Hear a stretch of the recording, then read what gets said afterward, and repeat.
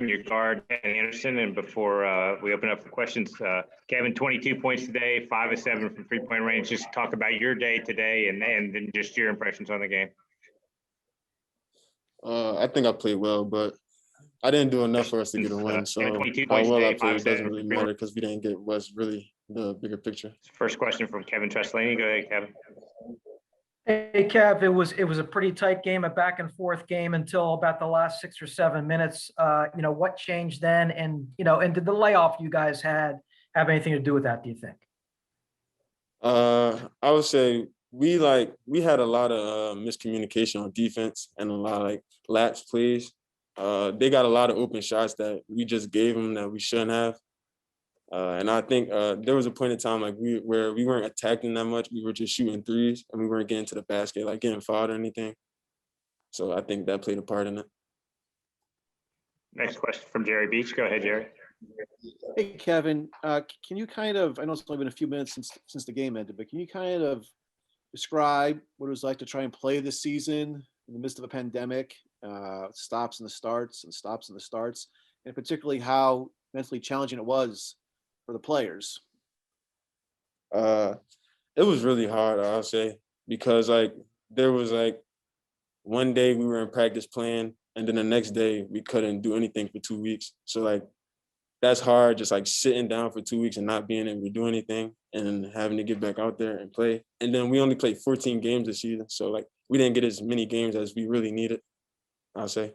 Takayo Siddle from Wilmington was saying that it was a real grind for players and coaches, and that it'd be hard to really understand if you weren't a guy or a player or a coach coaching D1 ball this year. Is that a fair assessment? Is it possible for people who didn't play or coach to really get how difficult these last few months? Yeah, I think so, because there's a lot of things that go on behind the scenes. So yeah, I think it's I agree with what he said. Thank you.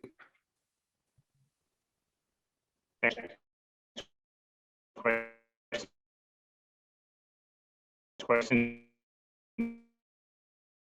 Jonathan Wagner. Go ahead, John. Hey,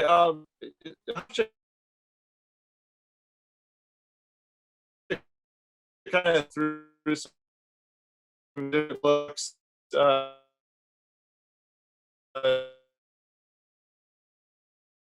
Defensively, switching from man, it's usually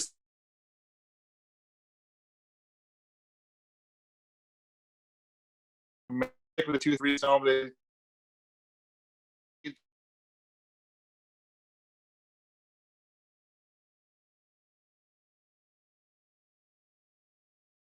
defense.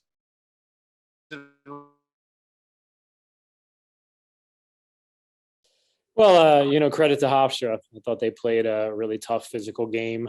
They're really talented.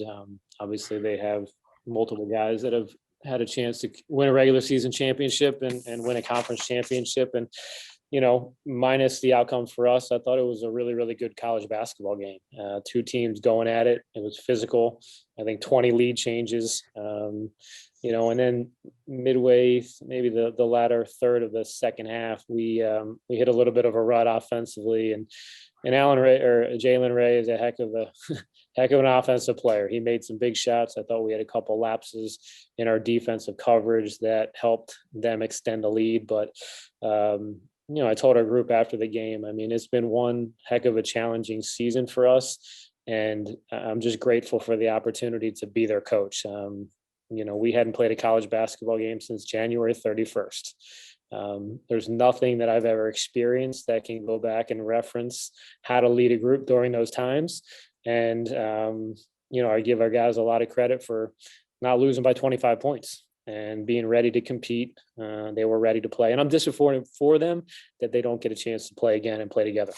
First question from Kevin Trestlani. Go ahead, Kevin.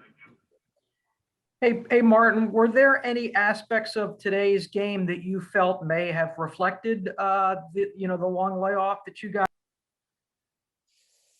I just think you think about a college basketball season and just playing games and the rhythm of a week, the rhythm of preparation. You can't simulate that in practice as much as we tried to do it leading up to today. And we were in a different place with some guys coming back from COVID positives and return to play. But we knew they were going to play zone. They tried to distort it. I thought we did a really good job trying to attack them on the offensive end. But you can't underestimate the impact it has on your group. And maybe you don't see it initially, or maybe you see it initially. But I thought over time we were a little fatigued, not just physically, but mentally through the course of the game to really think and be sharp for 40 minutes. And I think that you saw that a little bit in the latter part of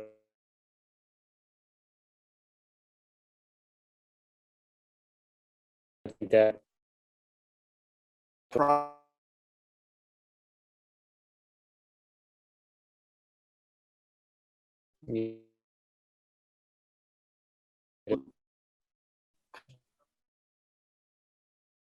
Tournament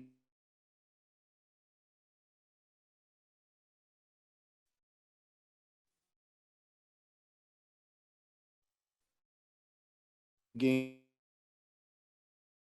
That offensive team, they play very fast, execute.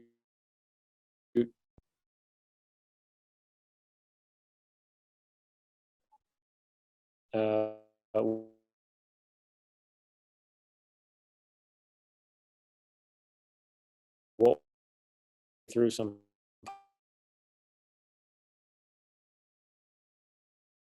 punches, we threw some punches.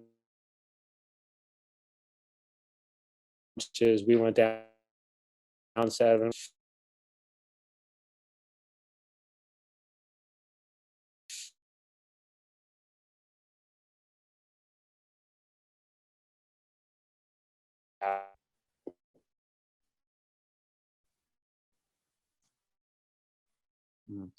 And obviously the season, the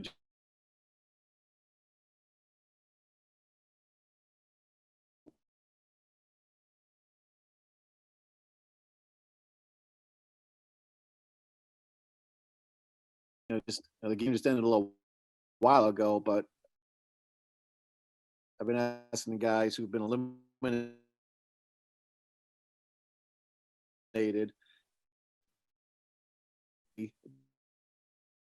but but when we got into our testing, instead of that, he said,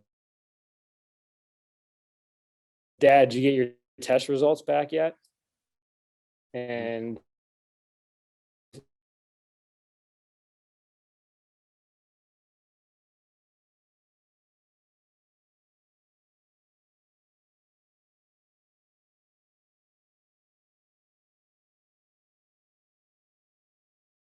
kind of got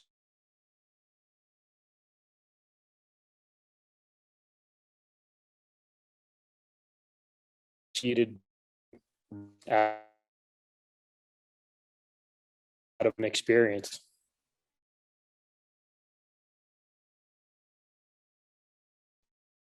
and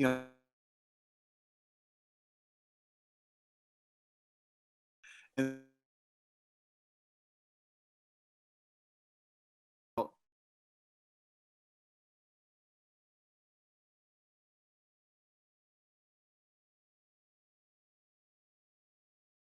Senior guards, I thought we were in a good flow on the offensive end, and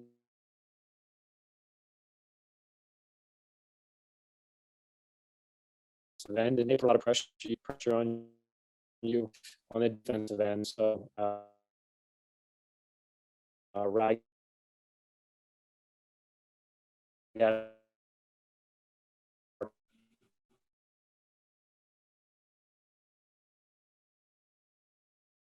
All right, thanks.